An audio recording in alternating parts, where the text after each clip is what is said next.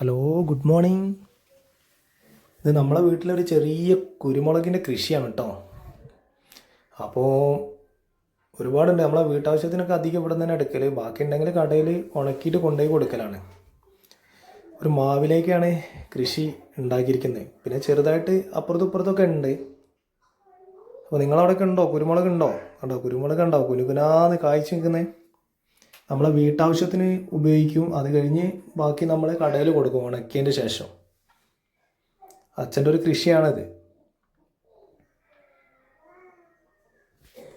പിന്നെ അത് കൂടാതെ നമ്മളിപ്പോൾ വേറൊരു കൃഷിയും തുടങ്ങിയിട്ടുണ്ട്, വെറ്റില.